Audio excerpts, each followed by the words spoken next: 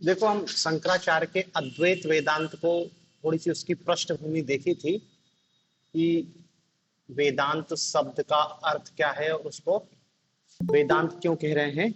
वेदों का जो अंत है, उपनिषद, या वेदों का जो सर्वस्व निचोड़ है, वही है वेदांत। कुछ बेसिक बातें इनके बताई थी शंकराचार्य के संदर्भ में कि ब्रह्म के बारे में उनकी उनके विचार हैं, जगत को मिथ्या कह रहे हैं, ईश्वर है, माया है, आदि कुछ बेसिक बातों को हमने समझा। अब देखो, सबसे पहला हमको जो पेपर में क्वेश्चन यही आता है कि पहला सवाल तो इस अद्वैत शब्द पे ही टिक जाता है। देखो, वेदांत तो बता दिया था कि वेदांत क्या होता है। वेद का जो अंत होता है, वेद का अंत उपनिषद है, जहां पे ब्रह्म और जीव और आत्मा के संबंध में दार्शनिक चर्चा है, वही वेदांत है। तो चूंकि शंकराचार्य ने वेदांत का जो ग्रंथ है ब्रह्म सूत्र भाष्य, उस ब्रह्मसूत्र भाष्य पर, उस ब्रह्मसूत्र जो ग्रंथ है उस पर भाष्य लिखा था शंकराचार्य ने, तो इसलिए उसको क्या है, वेदांत दर्शन कह रहे हैं। लेकिन सवाल यह है कि शंकराचार्य अपने दर्शन को अद्वैत वेदांत क्यों कहते हैं, अद्वैत शब्द का उपयोग यहाँ पर क्यों किया गया है। वेदांत तो ठीक है कि वेदों का जो अंत है वही वेदांत है, उपनिषद है, ब्रह्म दार्शनिक चर्चा है, तो उससे रिलेटेड है, इसलिए वो वेदांत है। लेकिन सवाल यह है कि यहाँ पर अद्वैत शब्द का उपयोग क्यों किया गया है। देखो, शंकराचार्य ने बहुत सोच समझकर अपने दर्शन को अद्वैत वेदांत नाम दिया है। रामानुजाचार्य ने अपने दर्शन को अलग नाम दिया है, अद्वैतवाद, फिर उनका द्वैतवाद, फिर आगे जाके और जो ब्रह्मसूत्र ग्रंथ पर भाष्य लिखा उनने द्वैताद्वैतवाद नामक ग्रंथ। शंकर ने अपने दर्शन में अद्वैत शब्द का सिर्फ उपयोग इसलिए किया है ताकि ब्रह्म को सभी प्रकार की आलोचनाओं से बचाया जा सके। देखो, एक शब्द होता है द्वैत। द्वैत मतलब दो, दो, द्वैत। एक तत्व, एक, बहुत सारे दार्शनिक है, पश्चिम के दार्शनिक, हम उनको एक तत्ववादी दार्शनिक कहते हैं। एक तत्ववादी दार्शनिक मतलब क्या है, जो जगत की उत्पत्ति केवल एक तत्व के माध्यम से स्वीकार करते हैं। द्वैतवादी क्या कहलाते हैं, जो जगत की उत्पत्ति दो तत्वों से स्वीकार करते हैं। इस टाइप की अलग अलग दार्शनिक व्याख्याएं हैं। तो देखो, द्वैत का मतलब है दो, एक तत्व का मतलब है एक, अद्वैत का मतलब है दो नहीं, अद्वैत। द्वैत के आगे आ शब्द लगा है तो वही हो गया अद्वैत, और अद्वैत का मतलब क्या है, दो नहीं। अब कल ही मैंने बताया था कि शंकर के दर्शन में ब्रह्म को एकमात्र सत्य के रूप में स्वीकार किया गया है। शंकर कहते हैं इस दुनिया में ब्रह्म के अतिरिक्त अन्य कोई सत्ता है ही नहीं, ना तो ब्रह्म के समकक्ष है, ना ब्रह्म के बराबर है, और ना ब्रह्म के इतर कोई दूसरी सत्ता है। सब कुछ क्या है, केवल ब्रह्म ही है। तो स्वाभाविक सी बात है कि शंकर हमको एक तत्ववादी दर्शन दिखाई देते हैं। तो शंकर के अपने दर्शन को नाम देना था एक तत्व अद्वैतवाद, या एक तत्ववादी अद्वैत। क्यों? क्योंकि उनके दर्शन में केवल और केवल ब्रह्म को ही एकमात्र सत्य के रूप में स्वीकार किया गया है। तो उनको एक तत्ववादी कहना चाहिए, लेकिन उन्होंने अपने दर्शन को क्या नाम दिया, अद्वैतवाद। एक नेगेटिव रूप में व्याख्या की कि दो नहीं। देखो, कह ये भी सकते थे कि एक ही तत्व है ब्रह्म, लेकिन उन्होंने क्या कहा कि दो नहीं है। दो नहीं है का मतलब है एक है। उन्होंने एक तत्व इसलिए नहीं कहा क्योंकि जैसे ही वो संख्या का यूज करते एक, सापेक्षता आ जाती, सापेक्षता, रिलेटिव। क्योंकि जब एक है तो दो भी होगा, तीन भी होगा, चार भी होगा, गिनती चालू हो जाएगी। लेकिन यहां पर उन्होंने कह दिया कि दो नहीं, अद्वैत, दो नहीं है, एक ही है। तो देखो, केवल दार्शनिक वाद विवाद, क्योंकि इसके पहले जहां जहां भी एक तत्ववादी दार्शनिक शब्द का उपयोग किया गया है वहां यही विवाद हुआ है कि जब तत्व एक है तो दूसरा तत्व भी होगा, हो सकता है तीसरा तत्व भी हो सकता, चौथा तत्व भी हो, सापेक्षता आ जाती है। लेकिन ऐसे नेगेटिव रूप में कहने पे कि दो नहीं है, दो नहीं है का मतलब है कि एक है। अद्वैत शब्द यूज करने से शंकर का जो ब्रह्म है वो हो जाता है निरपेक्ष, उसके सापेक्ष कोई अन्य सत्ता नहीं बसती है, एब्सोल्यूट हो जाता है ब्रह्म। इसलिए यहां पर शंकर ने अपने दर्शन में अद्वैत शब्द का उपयोग किया है, ना कि एक तत्व शब्द का उपयोग किया है। ठीक है ना? क्यों? क्योंकि एक तत्व या एक शब्द उपयोग करने से सापेक्षता आ जाती, संख्या की स्थिति उत्पन्न हो जाती, और फिर दार्शनिक आलोचना करना शंकर के ब्रह्म की आसान हो जाता। ठीक है ना? पहला कारण आप ये बताओगे कि शंकर ने अपने दर्शन को अद्वैतवाद क्यों कहा है, एक तत्ववाद क्यों नहीं कहा है? एक तत्व कहने से सापेक्षता की स्थिति उत्पन्न होती है, जबकि शंकर का ब्रह्म क्या है? निरपेक्ष है। इसलिए उन्होंने अपने दर्शन में एक नेगेटिव शब्द अद्वैत, दो नहीं है, जैसे ही वो कहते हैं दो नहीं है मतलब ब्रह्म निरपेक्ष है। मतलब देखो, दार्शनिक वाद विवाद है, हम तो कुछ भी के लिए हमारे लिए तो बात एक ही हो जाएगी कि हाँ ठीक है एक ही तत्व है और दो नहीं है। लेकिन ये दार्शनिक दृष्टि से विवाद की स्थिति हो जाती है कि जैसे ही वो अपने दर्शन को एक तत्ववादी कहते हैं, क्योंकि फिर दार्शनिक आ जाते हैं कि अच्छा तत्व एक है मतलब संख्या हो गई, तो संख्या तो एक के बाद दो भी आती है, दो के बाद तीन भी आती है, विवाद। तो एक कारण आप ये बताओगे कि शंकर ने अपने दर्शन को अद्वैतवाद इसलिए कहा है क्योंकि इससे उनके ब्रह्म की निरपेक्षता स्थापित होती है और ब्रह्म के सापेक्ष अन्य कोई सत्ता स्थापित नहीं हो पाती। ठीक है ना? दूसरी बात, यदि हम ब्रह्म को एक तत्व कह ले सीधे सीधे कि ब्रह्म ही एकमात्र तत्व है, इसके अलावा अन्य कोई सत्ता नहीं है, एक तत्ववादी, तो ये क्या होगा? ब्रह्म को यदि हम क्या कहें सीधे एक, कि एक है, ब्रह्म एक तत्व ही है, जैसे हम ये स्टेटमेंट देते हैं, हमारा स्टेटमेंट क्या हो जाता है? इसको कहते हैं भावात्मक वर्णन। भावात्मक वर्णन, भावात्मक वर्णन, कि जैसे ही हम कहते हैं कि ब्रह्म एक तत्व है तो ये भावात्मक वर्णन होगा। और देखो, थोड़ी सी मैंने ब्रह्म की विशेषताएं बताई हैं कि ब्रह्म पर हम किसी चीज का आरोपण नहीं कर सकते। जैसे ही हम कहेंगे कि ब्रह्म एकमात्र या एक तत्व है, तो ब्रह्म का ये क्या होगा? ब्रह्म पर आरोपण होगा। हम ब्रह्म की विशेषता टाइप की कुछ बता दे रहे हैं, और जैसे ही ब्रह्म पर आरोपण होगा ब्रह्म हो जाएगा सीमित। और शंकर अपने दर्शन में ब्रह्म को असीमित बता रहे हैं। जैसे ही यदि आप उसका किसी, देखो ये भी दार्शनिक भाषागत वाद विवाद है कि आप यदि किसी चीज का भावात्मक वर्णन कर रहे हो, तो जैसे ही आप भावात्मक वर्णन करोगे, वर्णन होगा, आप उसकी कुछ उसके बारे में बता रहे हो। जैसे ही आपने कुछ उसके बारे में बताया, जैसे आपने कहा कि गुलाब लाल है, इसका मतलब ये स्पष्ट हो गया कि गुलाब लाल रंग का है और अन्य कलरों का निषेध हो गया है कि अन्य कलर तो इसमें नहीं है। एक टाइप का भावात्मक वर्णन हो जाता है। तो इस भावात्मक वर्णन से बचाने के लिए, क्योंकि जैसे ही हम भावात्मक करते हैं ब्रह्म सीमित हो जाता है, ब्रह्म का वर्णन किया जा सकता है, जबकि पहले बता दिया था कि ब्रह्म का वर्णन नहीं हो सकता। ब्रह्म पर गुणों का आरोपण हो जाता है, जबकि ब्रह्म क्या है? गुणातीत है। सत्व रज तम और तीनों गुणों से कोई मतलब नहीं, ब्रह्म बिल्कुल निर्गुण है। तो देखो, दूसरे रूप में ये इस भावात्मक वर्णन से बचाने के लिए शंकर ने अपने दर्शन में अद्वैत शब्द का उपयोग किया है। अद्वैत शब्द मतलब निगेट कर रहे हैं। देखो, पहले बताया कल की शंकर ने अपने दर्शन में ब्रह्म की, जब लोग पूछेंगे ब्रह्म कैसा है, तो कभी नहीं बताते कि ब्रह्म कैसा है।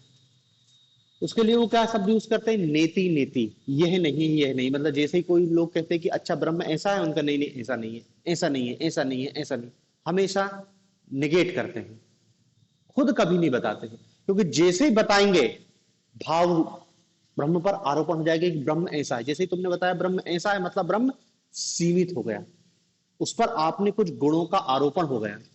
अब आप कोई ना कोई तो गुण उसमें आ जाएगा, आपने उसका वर्णन कर दिया। जबकि ब्रह्म असीमित है, ब्रह्म अवर्णनीय है, ब्रह्म गुणातीत सत्ता है, ब्रह्म में किसी प्रकार का कोई गुण नहीं है। इसलिए यहां पर क्या है? शंकर ने अपने दर्शन में अद्वैत शब्द का उपयोग किया है। जैसे ही अद्वैत की जगह आप एक तत्व या द्वैत, अन्य कोई भी शब्द यूज करोगे वो एक टाइप का भावात्मक वर्णन है। अभी देखो भावात्मक वर्णन ही नहीं हो रहा, वो कह रहा है कि नहीं नहीं ये नहीं है, डबल नहीं, दोहरा निषेध, यह नहीं यह नहीं, अद्वैत दो नहीं है। ठीक है, तो पहला पॉइंट ये बताओगे कि अद्वैत क्यों कहा गया है, और दूसरा पॉइंट ये बताओगे कि अद्वैत क्यों कहा गया है। ठीक है, तीसरा पॉइंट आप ये बता सकते हो कि जैसे ही हम शंकर के दर्शन को यदि अद्वैतवाद ना कहकर एक तत्ववादी कहेंगे, एक तत्ववादी, तो ये क्या होगा, शब्दों की सीमा में बंध जाएगा, शब्दों की सीमा में बंध जाएगा। ब्रह्म कैसा हो जाएगा, शब्दों की सीमा में बंध जाएगा। जबकि पहले पता है कि परम तत्व को किसी शब्दों की सीमा में नहीं बांधा जा सकता, परम तत्व को शब्दों की सीमा में नहीं बांधा जा सकता।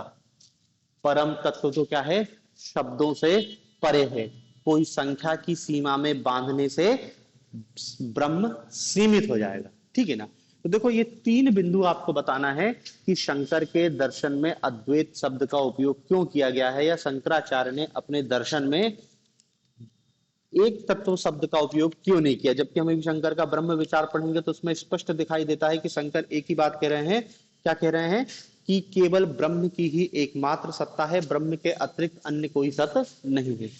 फिर भी हम उसको एक तत्ववादी शब्द का उपयोग ना करके क्या कहते हैं, शंकर अपने दर्शन को अद्वैतवाद, उस सीमितता से बचाना चाह रहे हैं, उसको सापेक्षता से बचाना चाह रहे हैं, उस पर किसी भी प्रकार का आरोपण नहीं करना चाह रहे हैं, उस पर ब्रह्म को शब्दों की सीमा से परे करना चाह रहे हैं। इन सब कारणों से शंकर ने अपने दर्शन को अद्वैतवाद नाम दिया है। ठीक है ना, तो यदि पूछ ले कि अद्वैतवाद क्या है, तो यही आप बताना कि दो नहीं, एक तत्ववादी के रूप में व्याख्या नहीं करना है कि एक तत्व को ही स्वीकार किया इसलिए इसको एक तत्ववादी नहीं, बहुत जान पूछ के सोच समझ के शंकर ने अपने दर्शन को अद्वैतवाद नाम दिया है और अपने ब्रह्म को अद्वैत कहा है कि दो नहीं है। ये दार्शनिक समस्याओं से अपने ब्रह्म को बचा ले गए।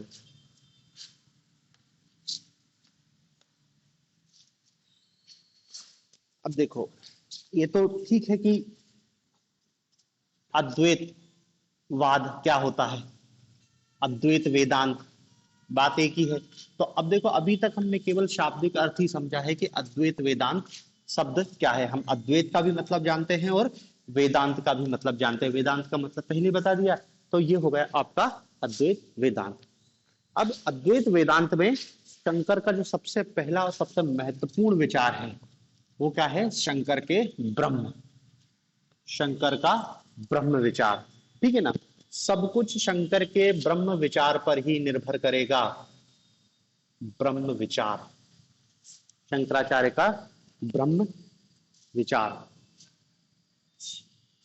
अब देखो शंकर का जो ब्रह्म विचार है, मतलब शंकर के पूरे दर्शन का उद्देश्य ही यही है, अपनी ब्रह्म की सत्ता को स्वीकार करवाना।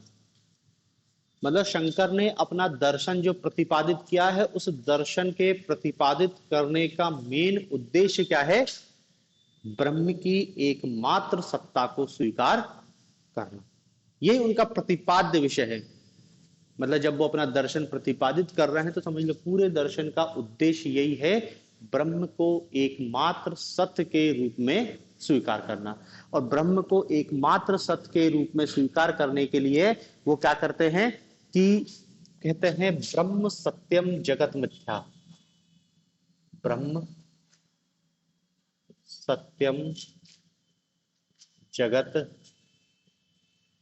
मिथ्या, ब्रह्म सत्यम जगत मिथ्या, जीवो ब्रह्मेव ना परा,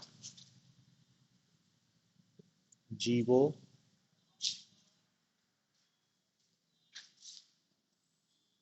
जीवो ब्रह्मे ना परा। ये लाइन आपको याद होनी चाहिए, कोई भी शंकर का आंसर लिखोगे इसी लाइन के साथ शुरू होगा, क्योंकि यही शंकर के दर्शन का क्या है, प्रतिपाद्य विषय है, ना परा। ब्रह्म सत्यम जगत मिथ्या जीवो ब्रह्मेव ना परा। ब्रह्म ही एकमात्र सत्य है, जगत मिथ्या है, जीव और ब्रह्म में कोई अंतर नहीं है। ये शंकर के दर्शन का प्रतिपाद्य विषय हो गया है। मतलब देखो, शंकर का ब्रह्म विचार आएगा तो शुरुआत यहीं से करनी है कि शंकर के दर्शन का मुख्य प्रतिपाद्य विषय है ब्रह्म को एकमात्र सत्ता के रूप में स्वीकार करवाना। और इसी दृष्टिकोण से शंकर ये घोषणा करते हैं, ब्रह्म सत्यम जगत मिथ्या जीवो ब्रह्मेव ना पढ़ा। और फिर इसके बाद इसका अर्थ बताएंगे कि अर्थात ब्रह्म ही एकमात्र सत्य है, ब्रह्म ही एकमात्र सत्य है, जगत मिथ्या है, ब्रह्म ही एकमात्र सत्य है, जगत मिथ्या है, ब्रह्म ही एकमात्र सत्य है, जगत मिथ्या है, जीव ब्रह्म ही है, ब्रह्म से भिन्न नहीं है, जीव ब्रह्म ही है, ब्रह्म से भिन्न नहीं है, ब्रह्म से भिन्न नहीं,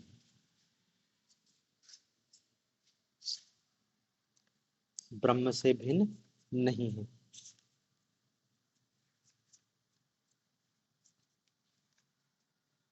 ठीक है, मतलब देखो, आंसर शंकर का ब्रह्म लिखेंगे तो उसकी भूमिका यहीं से चालू हो जाएगी, क्या कि ब्रह्म की एकमात्र सत्ता के रूप में स्थापित करना शंकर के दर्शन का केंद्रीय या मुख्य विषय है। फिर आप उसके बाद क्या है, श्लोक लिखोगे, उस श्लोक का फिर अर्थ बताओगे। ये इतना आपका शुरू का समझ लो भूमिका है, ठीक है ना। श्लोक का अर्थ, ठीक है। अब देखो शंकर क्या कह रहे हैं कि ब्रह्म सत्यम, ब्रह्म ही एकमात्र सत्य है। अब देखो जगत मिथ्या, ये जब जगत विचार पढ़ेंगे तब इस पे आएंगे कि जगत को कैसे मिथ्या बता रहे हैं। अभी वो केवल ब्रह्म पर फोकस कर रहे हैं। ब्रह्म सत्यम, ब्रह्म ही एकमात्र सत्य है, सत्यम है। और देखो क्या बताया यहां पर, सत शब्द का उपयोग किया गया है, सत। और सत का मतलब क्या होता है, सत्ता, एग्जिस्टेंस, मौजूदगी। भाई दो शब्द होते हैं, एक होता है सत और एक होता है असत। असत का मतलब ये सत्य और असत्य नहीं है, सत्य का मतलब तो ट्रूथ होता है, ये यहाँ पे क्या है, सत्ता। तो जिसकी सत्ता है उसको सत्य कह रहे हैं और जिसकी सत्ता नहीं है उसको असत कह रहे हैं। मतलब जो अस्तित्ववान नहीं है वो असत है और जो अस्तित्ववान है वो सत है। तो यहां पर क्या कह रहे हैं कि ब्रह्म सत्यम, मतलब ब्रह्म की सत्ता है, ब्रह्म ही एकमात्र सत्य है। तो आप अपने आंसर में पहले ये इतनी भूमिका बताओगे, फिर बताओगे कि शंकर के दर्शन में सत्य को क्या कहा गया है। शंकर के अनुसार सत्य वही है जो हो त्रिकाला बाधित सत्य, त्रिकाला बाधित सत्य।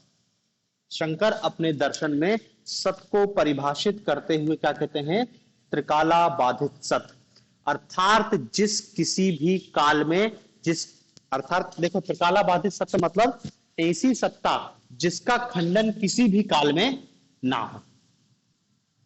त्रिकाला बाधित का सत्य का मतलब है एक ऐसा सत्य जिसका किसी भी काल में खंडन ना हो, जिसका किसी भी काल में खंडन ना हो।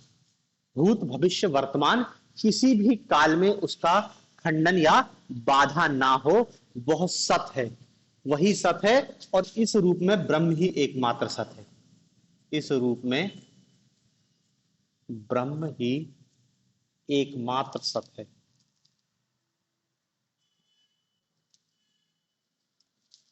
इस रूप में ब्रह्म ही एकमात्र सत्य है।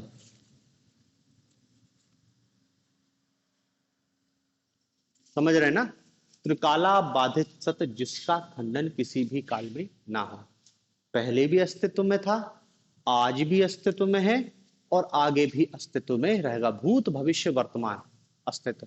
और जब इस दृष्टि से देखते हैं तो शंकर क्या कहते हैं कि केवल ब्रह्म ही एकमात्र सत्य है, क्योंकि वस्तु तो अपना रूप बदल ले रही है। भाई हम आज हैं, कल नहीं थे, और कल फिर नहीं होंगे। समस्त संसार की वस्तुओं का यही हाल है। आज जो है वो नहीं है, कल कुछ और रूप था, नष्ट हो गए, फिर रूप बदल गए। ये टेबल, कुर्सी, घर सब नष्ट हो जाएगा। ये पहले भी एग्जिस्ट नहीं करता था और आगे भी एग्जिस्ट नहीं करेगा। तो जब शंकर अपने सत्य की परिभाषा देते हैं और क्या बोलते हैं, त्रिकाला बाधित सत्य, जिसका खंडन किसी भी काल में ना हो, तो उस दृष्टि से देखते हैं तो शंकर क्या कहते हैं कि इस दृष्टि से तो केवल ब्रह्म ही एकमात्र सत्य है, जिसका खंडन या जिसकी बाधा किसी भी काल में नहीं होती। ठीक है, अब शंकर फिर अपने दर्शन में सत्य की 3 श्रेणियां बताते हैं। सत्य की 3 श्रेणियां कह लो, या सत्य की 3 कोटियां। सत्य की 3 कोटियां, 3 स्तर बताते हैं सत्य के। याद रखना, 3 प्रकार नहीं बता रहे हैं सत्य के, 3 कोटि बता रहे हैं या 3 स्तर बता रहे हैं। स्तर 1 2 3, इस टाइप से लेयरिंग। सत्य के 3 स्तर होते हैं। एक सत्य होता है जिसको कहते हैं वो प्रातिभाषिक स्तर का सत्य, प्रातिभाषिक सत्य। दूसरा है व्यवहारिक सत्य, व्यवहारिक सत्य। और तीसरा है परमार्थिक सत्य, परमार्थिक सत्य। प्रातिभाषिक सत्य, व्यवहारिक सत्य, और तीसरा क्या है, परमार्थिक सत्य। अब देखो, प्रातिभाषिक सत्य, व्यवहारिक सत्य और परमार्थिक सत्य। प्रातिभाषिक सत्य कैसा होता है, व्यक्तिगत स्तर का सत्य होता है, व्यक्तिगत स्तर का सत्य होता है। व्यक्तिगत, पर्सनल, व्यक्तिगत स्तर का सत्य। भ्रम की स्थिति में जो हमको सत्य दिखाई दे, भ्रम, स्वप्न, ऐसी स्थिति में जिसकी हमको सत्ता दिखाई दे। प्रातिभाषिक स्तर का सत्य केवल कुछ देर के लिए होता है, कुछ देर के लिए। प्रातिभाषिक स्तर के जो वस्तुएं होती हैं उनका अस्तित्व कुछ देर के लिए प्रकट होता है, कुछ देर के लिए। व्यक्तिगत स्तर का भ्रम, स्वप्न, अंधेरे में रस्सी को हमने सांप समझ लिया, लाइट जलाई, बात खत्म हो गया ना। सांप का अस्तित्व थोड़ी देर के लिए दिखाई दिया।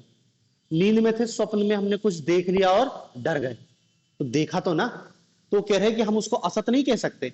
अंधेरे में तुमने रस्सी को सांप समझ लिया, तो तुम ये नहीं कहोगे कि सांप असत है, क्योंकि जैसे ही कहोगे सांप असत है मतलब सांप का कोई अस्तित्व नहीं है।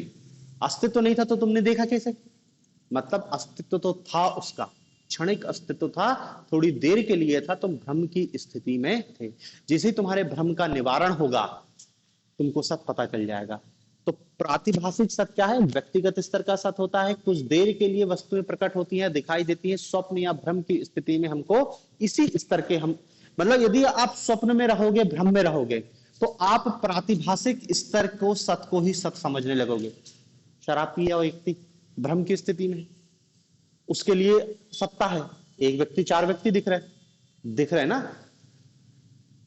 पिक्चर देखी होगी ना कि एक व्यक्ति 4 व्यक्ति दिखने लगते हैं, तो वो क्या है, एक व्यक्ति की जगह 4 व्यक्ति का उसको अस्तित्व दिखाई दे रहा है, वो उसका प्रातिभाषिक स्तर का सत्य है, उसको दिख रहा है, तो आप उसको असत्य नहीं कह सकते। तो देखो, सत्य की पहली कैटेगरी है प्रातिभाषिक स्तर का सत्य। दूसरा आता है व्यवहारिक स्तर का सत्य। और व्यवहारिक स्तर का सत्य क्या होता है कि जो हम स्वाभाविक जागृत अवस्था में देखते हैं, समष्टिगत स्तर का सत्य, समष्टिगत स्तर, सामूहिक, जो हम जागृत, व्यवहारिक जागृत अवस्था में देखते हैं,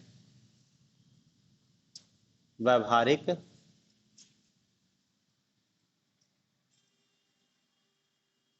जागृत अवस्था में जो सत्य देखते हैं वो क्या है, व्यवहारिक सत्य।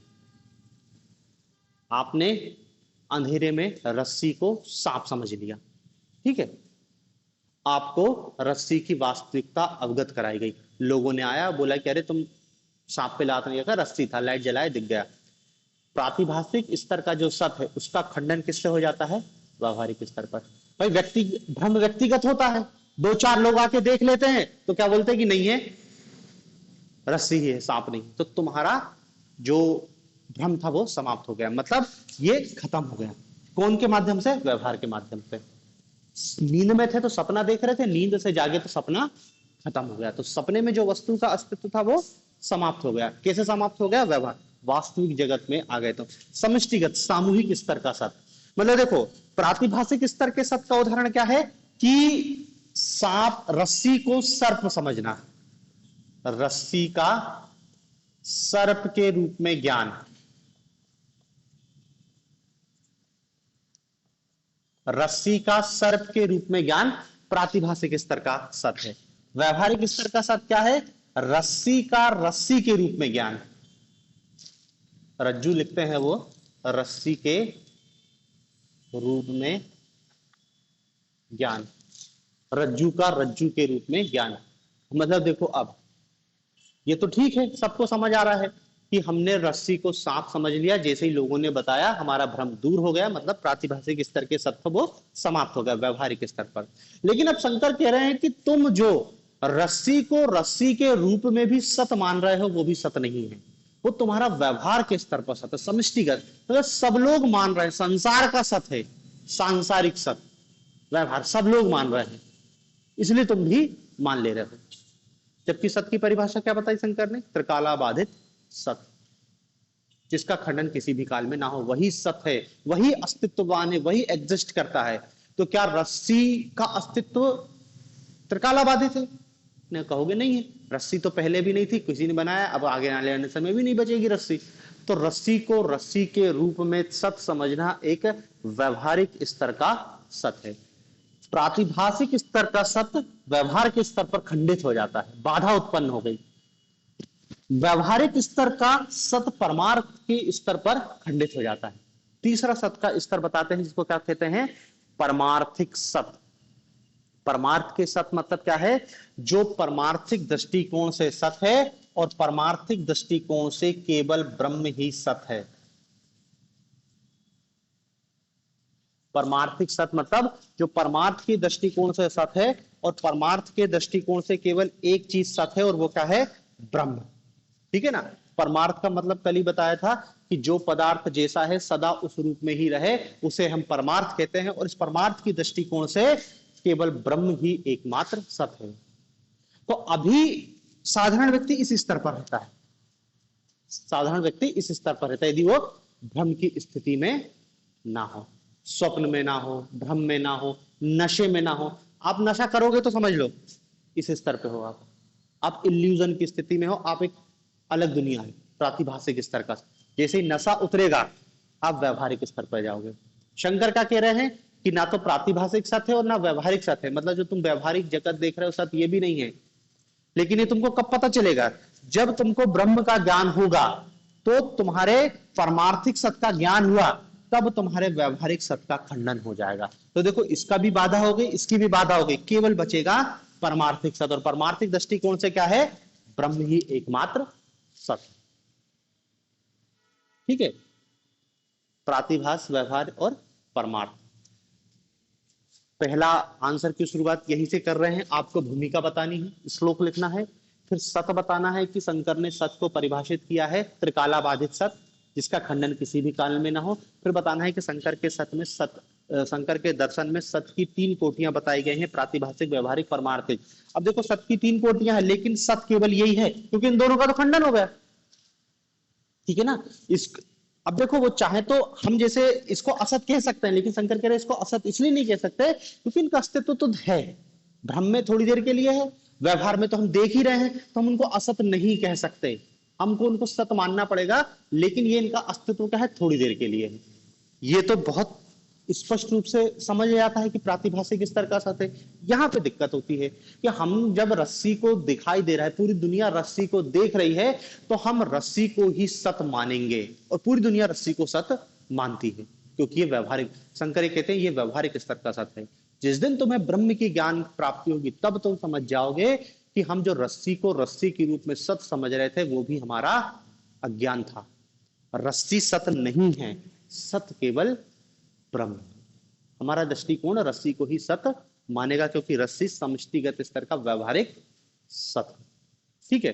तो फिर आप बताओगे सत की 3 कोटियां बताई गई हैं शंकर के दर्शन में। ठीक है, अब देखो सत की हमने कोटियां बता दी, 3 कैटेगरी बताई है सत की।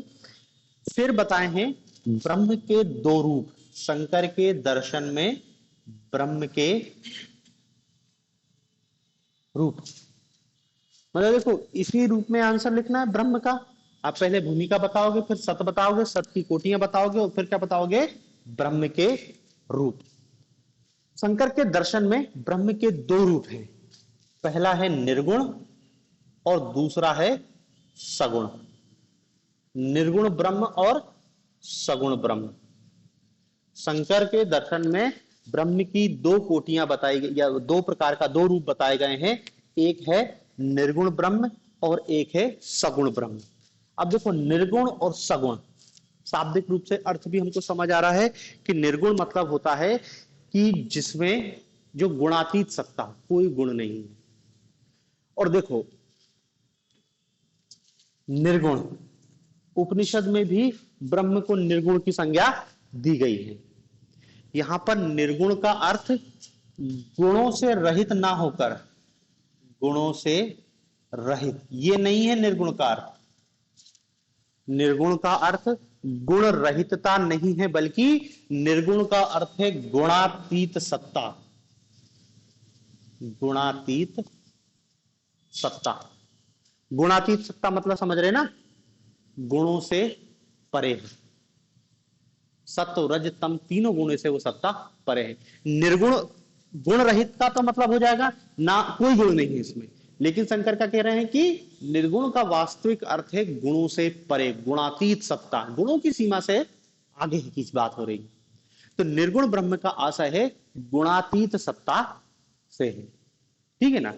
वही जब वो सगुण ब्रह्म की बात करते हैं तो सगुण ब्रह्म का अर्थ बताते हैं कि जब ब्रह्म माया की उपाधि से युक्त होता है।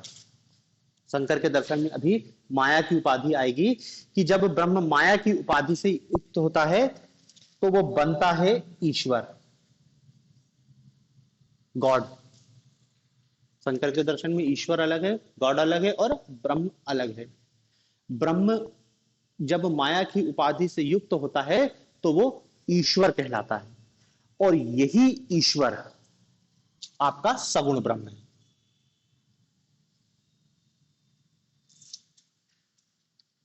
यही ईश्वर क्या है, सगुण ब्रह्म है। निर्गुण ब्रह्म तो समझ गए, हमको बस एक लाइन बताना है केवल कि निर्गुण ब्रह्म का अर्थ गुणों की रहितता से ना होकर गुणातीत सत्ता से है, और इस रूप में ब्रह्म ही एकमात्र सत्य है।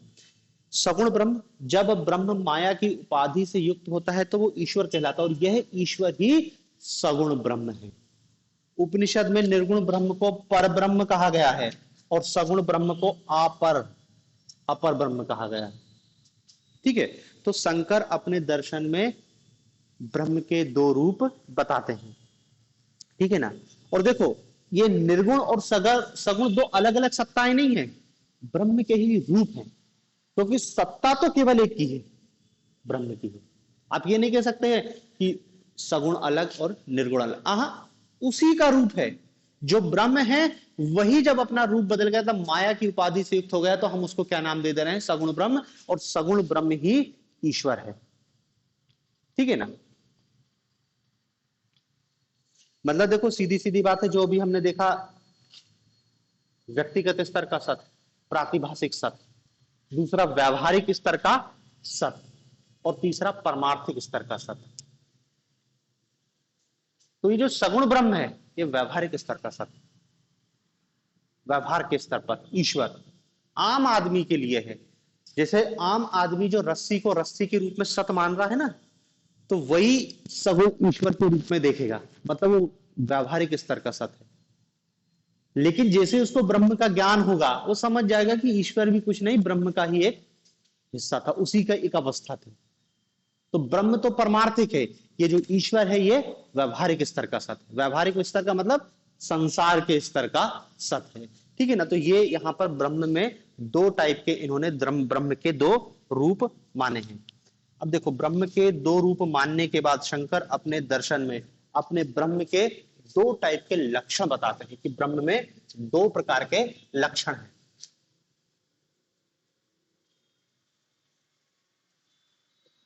या ब्रह्म में लक्षण, दो लक्षण बताते हैं। एक लक्षण को कहते हैं वो स्वरूप लक्षण और दूसरा तटस्थ लक्षण।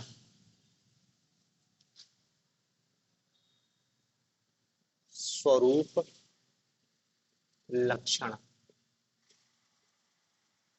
तटस्थ लक्षण, स्वरूप लक्षण और तटस्थ लक्षण। अब देखो स्वरूप लक्षण होता क्या है, किसी भी वस्तु के वे लक्षण, स्वरूप और तटस्थ, किसी भी वस्तु के वे लक्षण जो उसके वास्तविक लक्षण होते हैं उनको हम क्या है, स्वरूप लक्षण कहते हैं। मतलब वास्तविक, जो उसमें अंतर्निहित है, वास्तविक, उसमें अंतर्निहित, वस्तु में, वस्तु के वास्तविक, अंतर्निहित और आंतरिक लक्षणों को ही वस्तु का स्वरूप लक्षण कहा जाता है। तो ब्रह्म के स्वरूप लक्षण के अंतर्गत बताया गया है कि ब्रह्म सच्चिदानंद स्वरूप है। सच्चिदानंद स्वरूप, सच्चिदानंद स्वरूप, सच्चिदानंद मतलब सत, चित और आनंद, सत, चिद और आनंद, तीन शब्द है। सच्चिदानंद स्वरूप सत, चित और आनंद से युक्त है। सत का अर्थ केवल इतना है कि वो असत नहीं है। चित्त का अर्थ है यह है कि वो अचित्त नहीं है। और आनंद का अर्थ है कि वो दुख पूर्ण नहीं है। अपने स्वरूप लक्षण में ब्रह्म को क्या बोला गया है, सच्चिदानंद स्वरूप। और सच्चिदानंद से तीन शब्द है, सत, चित और आनंद। सत का मतलब ये है कि वो असत नहीं है, चित का अर्थ ये है कि वो अचित नहीं है, और आनंद का आशय है कि वो दुख पूर्ण नहीं है। ठीक है ना। और देखो ये ब्रह्म के गुण नहीं है, ये ब्रह्म के स्वरूप है। गुण तो निर्गुण है, ब्रह्म में गुण नहीं कह रहे हैं, ब्रह्म के स्वरूप कह रहे हैं।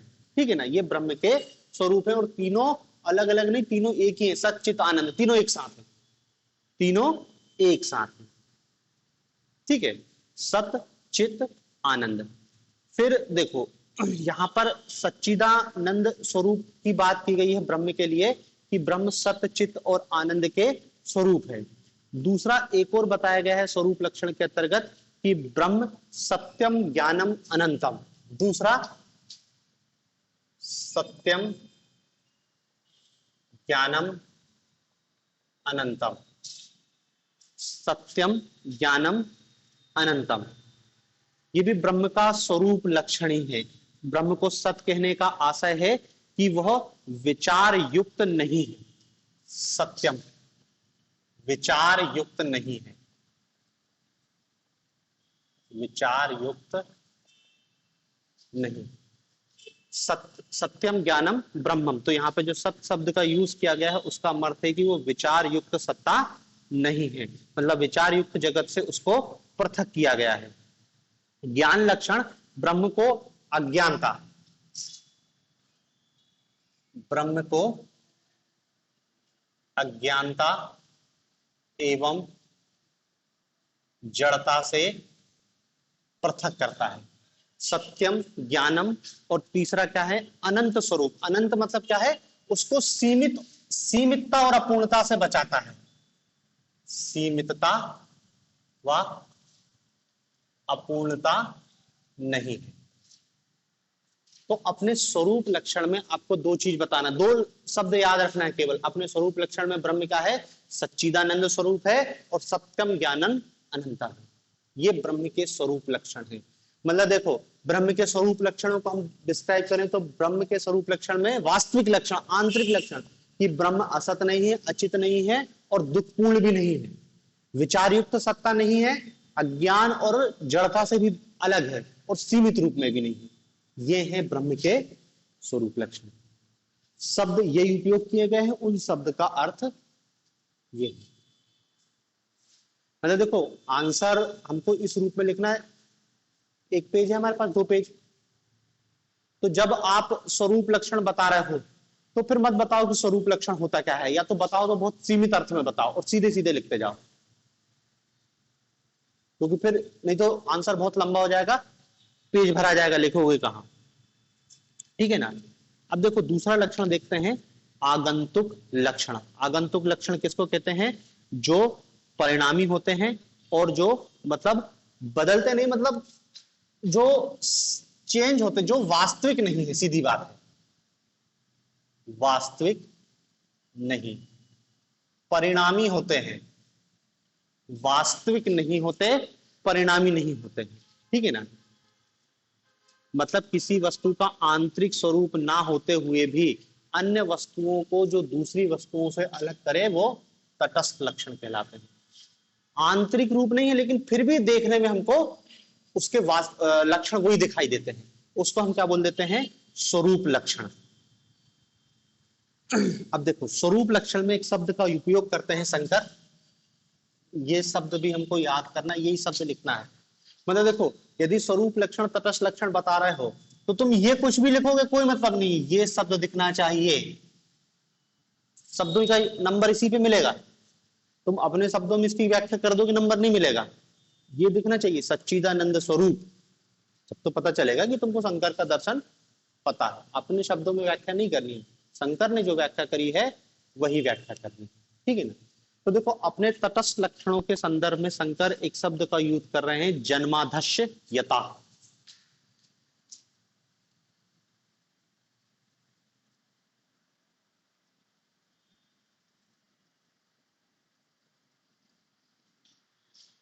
ये शब्द का उपयोग कर रहे हैं स्वरूप लक्षण को समझाने के लिए। देखो वो स्वरूप लक्षण के अंतर्गत क्या बताते हैं, तटस्थ लक्षण के अंतर्गत क्या बताते हैं कि जो आगंतुक लक्षण है जो बदलते रहते हैं, और यहाँ पर एक शब्द का यूज करते हैं, एक सूत्र बता रहे हैं, वो जन्माधस्य यता। जन्माधस्य यता का मतलब क्या है कि ब्रह्म इस जगत को जन्म देने वाला, जो ब्रह्म है वो इस जगत को जन्म देने वाला,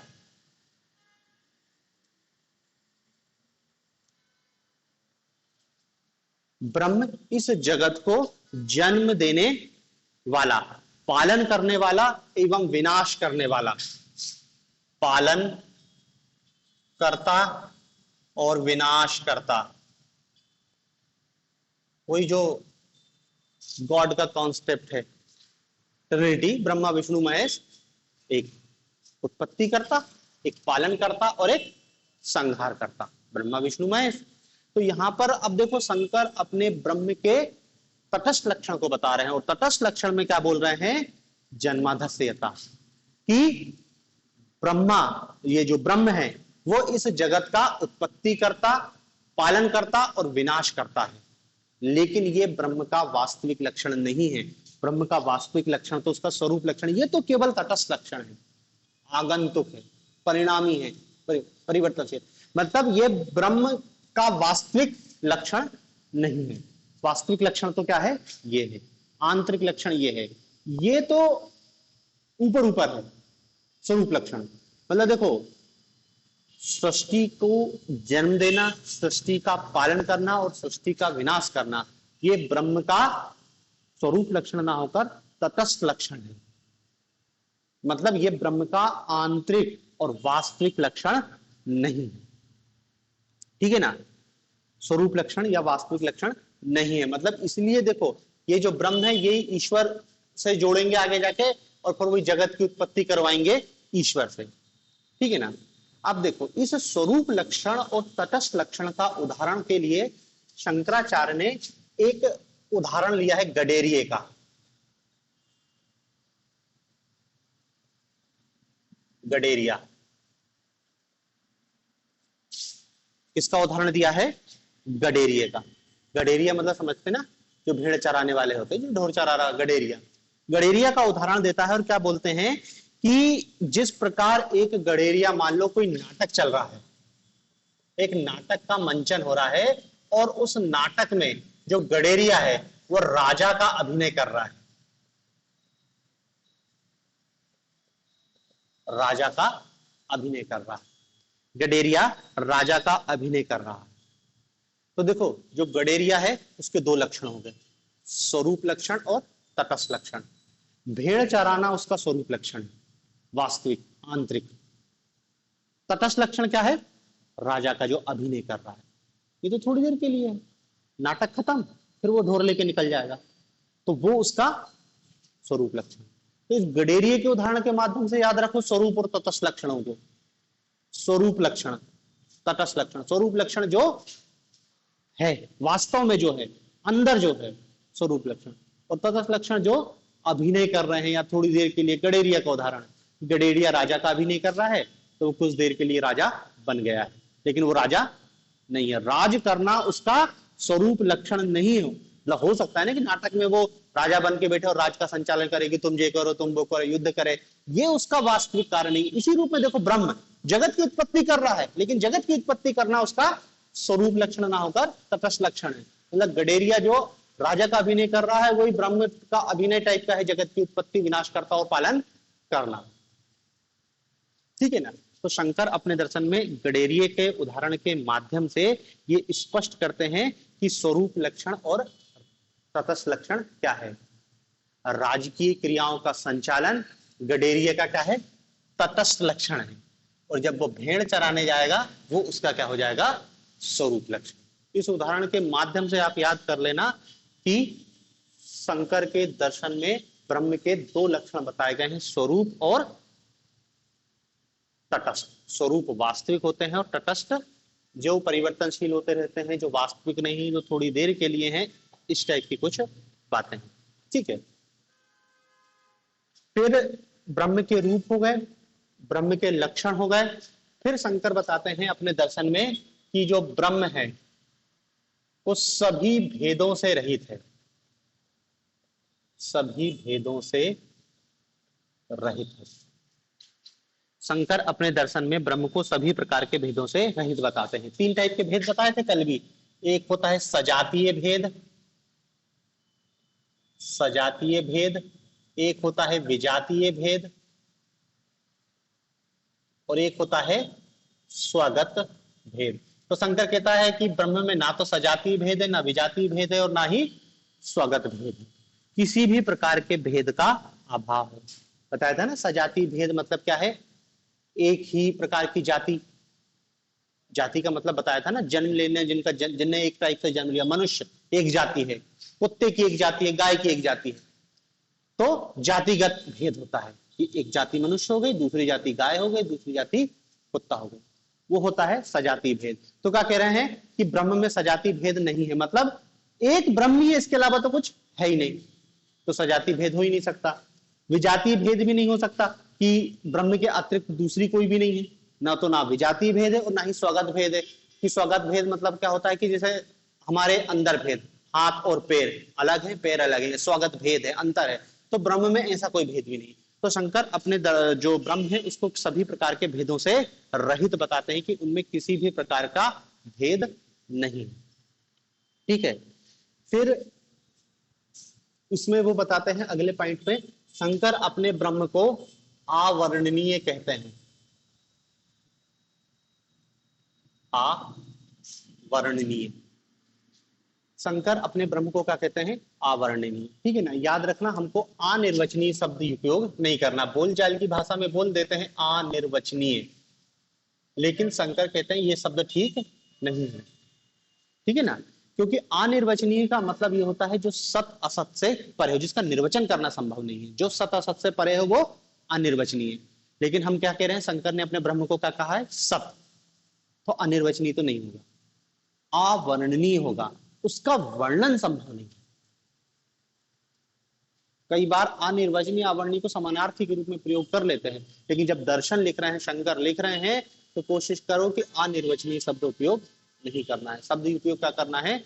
अवर्णनीय शब्द उपयोग करना है। क्योंकि अवर्णनीय में मतलब है कि हम सत मान रहे हैं, लेकिन सत्य मानने के साथ साथ ये भी मान रहे हैं कि उसका वर्णन संभव नहीं है। ठीक है ना? फिर अंत में एक लाइन में बता देना कि शंकर अपने ब्रह्म का ज्ञान कैसे होता है। तो बोलते हैं कि ब्रह्म को किसी प्रमाण के माध्यम से नहीं जान सकते, किसी प्रमाण के माध्यम से नहीं जान सकते।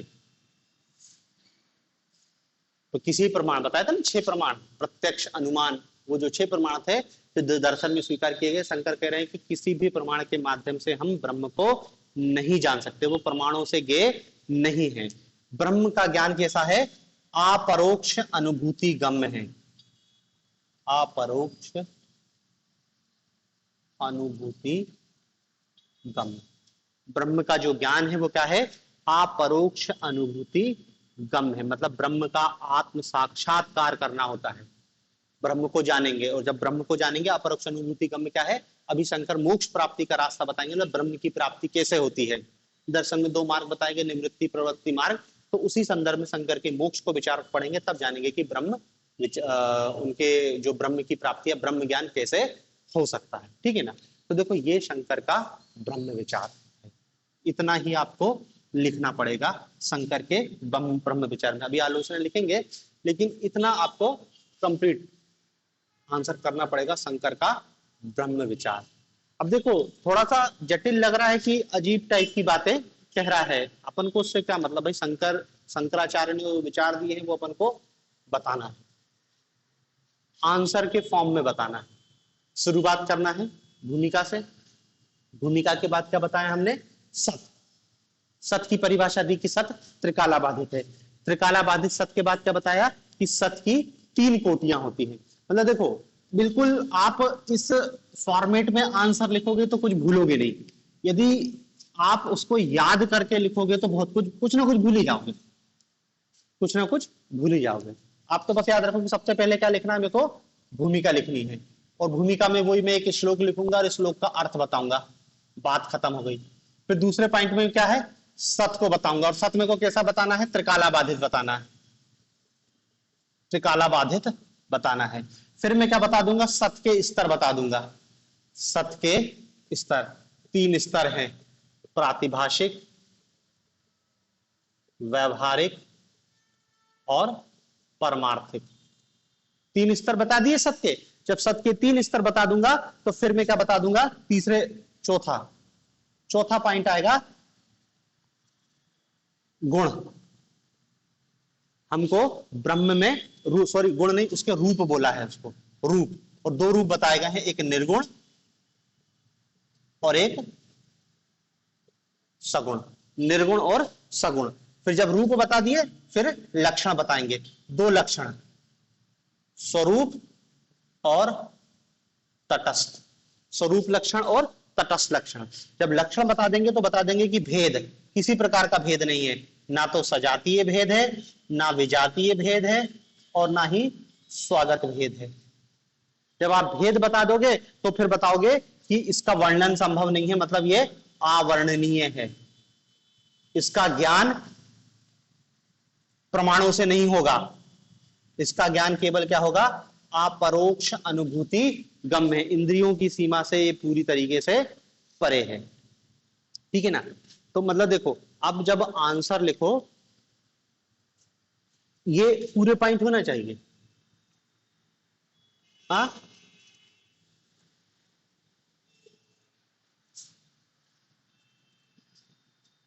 शंकर कहते हैं कि उनके ब्रह्म का ज्ञान जो क्या है, किसी भी प्रमाण से नहीं हो सकता।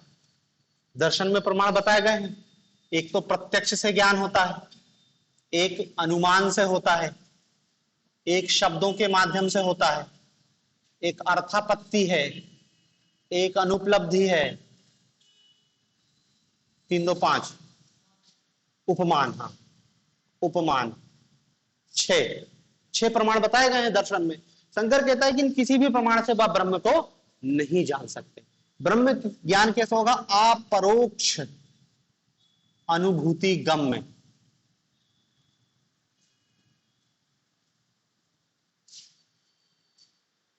जो ब्रह्म को जानता है वही ब्रह्म को समझता है, इंद्रियों के माध्यम से आप उसका ज्ञान प्राप्त नहीं कर सकते। अपरोक्ष है, अनुभूति गम्य है, इसकी सीमा से परे है। आप ऐसे नहीं जान सकते ब्रह्म को। उसके लिए ब्रह्म का ज्ञान प्राप्त करना है तो ब्रह्म को जान जाओ। जिस दिन आप ब्रह्म को जान जाओगे ज्ञान प्राप्त हो जाएगा। ऐसे ये जो ज्ञान प्राप्त होते हैं ना इंद्रियों के माध्यम से, प्रमाणों के माध्यम से, इसकी सीमा से परे है ब्रह्म का ज्ञान। ब्रह्म का ज्ञान अपरोक्ष अनुभूति गम्य है।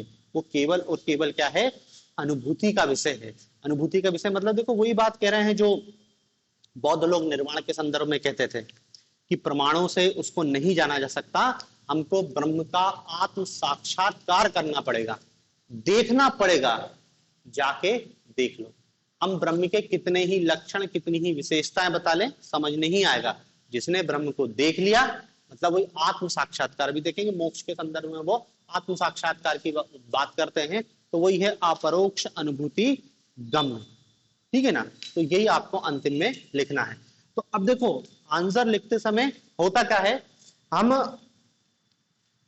हो सकता है कि ये निर्गुण और सगुण को बहुत लिख दें, स्वरूप लक्षण तटस्थ लक्षण को बहुत लिख दें और किसी एक को गायब कर दें।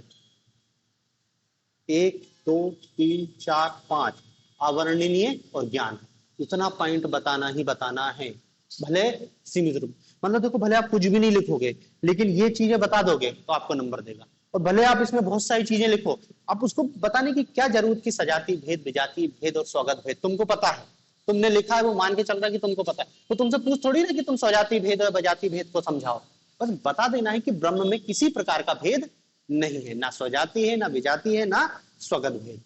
स्वरूप और तटस्थ में जरूर थोड़ा सा लिखना, इसको खाली मत छोड़ना। उदाहरण भी जरूर लिखना गडेरिये का, क्योंकि उदाहरण भी हम नहीं बता रहे, शंकर नहीं समझाया कि स्वरूप और लक्षणों को समझाने के लिए शंकराचार्य ने गडेरिये का उदाहरण दिया है कि गडेरिया नाटक में राजा का अभिनय करता है, तो जो राजकीय कार्य संचालन है उसका वो स्वरूप तटस्थ लक्षण है और भेड़ चराना उसका स्वरूप लक्षण। ठीक है, बाकी निर्गुण सगुण भी बता दिया है, ये भी बता दिया सत्ता के 3 स्तर हैं, प्रातिभाषिक, व्यवहारिक और परमार्थिक। ये शंकर का ब्रह्म विचार कंप्लीट होता है। इतना लिखोगे तब ठीक होगा, लेकिन अभी फिर भी इसकी आलोचना है। अभी वैसे तो शंकर ने बहुत कोशिश करी कि अपने ब्रह्म को आलोचना से बचाएं, लेकिन आलोचना से तो कोई बच नहीं सकता है। तो इसकी आलोचना और देख लेते हैं।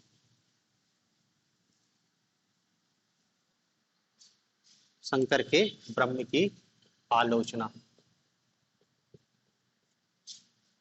देखो।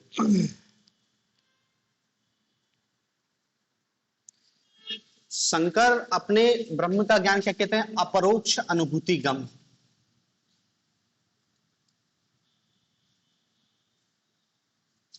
शंकर अपने ब्रह्म को क्या कहते हैं कि ब्रह्म का ज्ञान केवल अपरोक्ष अनुभूति गम्य है।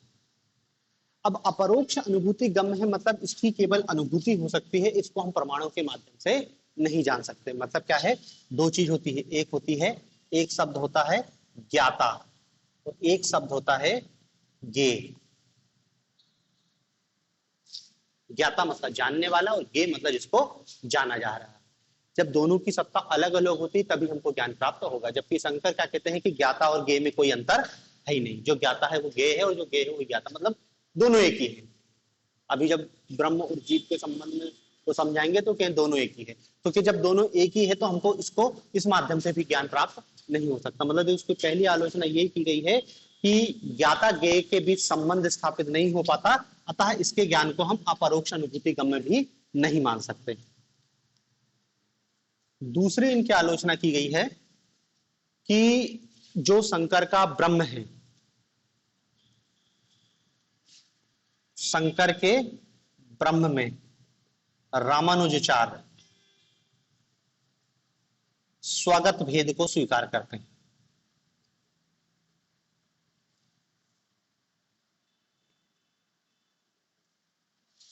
बताया ना भी कि शंकर ने बोला है कि ना तो ब्रह्म में सजातीय भेद है, ना विजातीय भेद है, ना स्वगत भेद है। लेकिन अभी रामानुजाचार्य आएंगे, उनकी आलोचना करते हैं और क्या बोलते हैं कि नहीं, ब्रह्म में कौन सा भेद है? स्वगत भेद है। अब वो कैसे साबित कर रहा है उसे कोई मतलब नहीं, क्योंकि रामानुजाचार्य का पूरा दर्शन है विशिष्ट द्वैतावाद।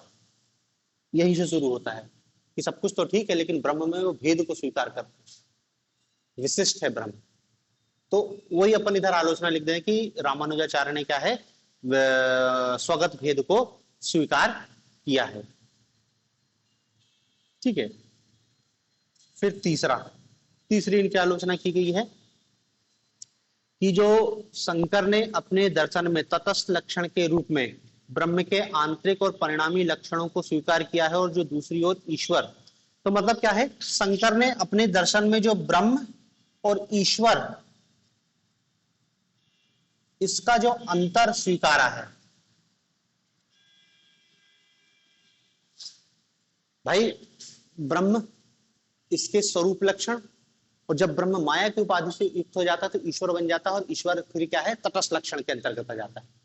ये जो भेद स्वीकार किया गया है ना, ये भेद सही नहीं है, मतलब आलोचक इसकी आलोचना करते हैं। अब वो अपन जब उसका ईश्वर विचार पढ़ेंगे तब हमको इनकी आलोचना को डिटेल में दिखाई देगा। मतलब देखो, शंकर के ब्रह्म की आलोचना के स्वरूप ही रामानुजाचार्य ने अपना पूरा दर्शन प्रतिपादित कर दिया, विशिष्ट द्वैतावाद।